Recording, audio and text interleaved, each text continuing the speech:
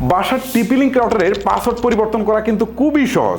আজকের ভিডিওতে আমি আপনাদেরকে দেখাবো আপনার হাতে থাকা স্মার্টফোন দিয়ে আপনি নিজেই কিভাবে টিপি-লিংক রাউটারের পাসওয়ার্ডটা খুব ইজিলি পরিবর্তন করে ফেলতে পারেন।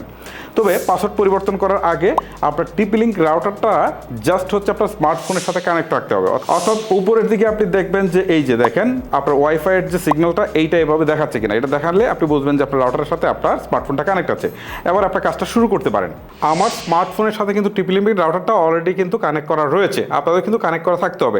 দেন আপনারা যে কাজটা করবেন, ক্রোম ব্রাউজারে চলে যাবেন। ক্রমে আসার পর এইখান থেকে আপনি জাস্ট সার্চ বারে গিয়ে আপনি লিখবেন 192, তারপর হচ্ছে একটা ডট দিবেন, তারপরে লিখবেন 168, তারপর 0 দিবেন, তারপর ডট দিবেন, তারপর হচ্ছে 1 দিবেন, দিয়ে হচ্ছে এন্টার দিবেন। ওকে, দেন আপনার সামনে এইরকম একটা ইন্টারফেস চলে আসবে।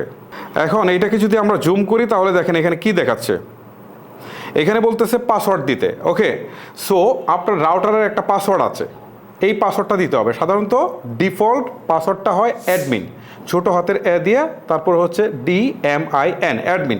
আবার যদি ইউজার নেম এবং পাসওয়ার্ড দুইটাই চাই, পুরানো রাউটারগুলোতে আসলে ইউজার নেমও চাই পাসওয়ার্ডও চাই, দুইটাই হচ্ছে আপনি অ্যাডমিন দিয়ে দেবেন, ছোটো হাতের অ্যাডমিন লিখে দিয়ে দেবেন, তাহলেই হয়ে যাবে। ওকে, সো আমি আমার পাসওয়ার্ডটা দিয়ে দিচ্ছি।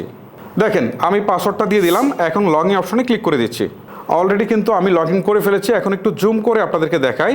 এই যে দেখেন এই পাশে ওয়্যারলেস করে একটা অপশন আছে, দেখেন সবাই এই অপশনটা পাবেন, এই ওয়্যারলেসে ক্লিক করবেন।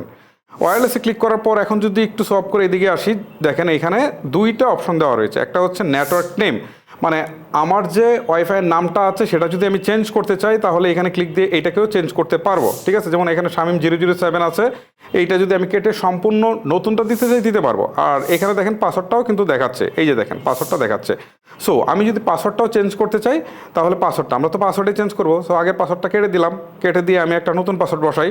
এই দেখেন আমি একটা নতুন পাসওয়ার্ড বসিয়ে দিয়েছি। ওকে, এখন আপনি নিচের দিকে একটা অপশন দেখতে পারবেন সেভ নামে, এই যে দেখেন সেভ, দেখতে পাচ্ছেন?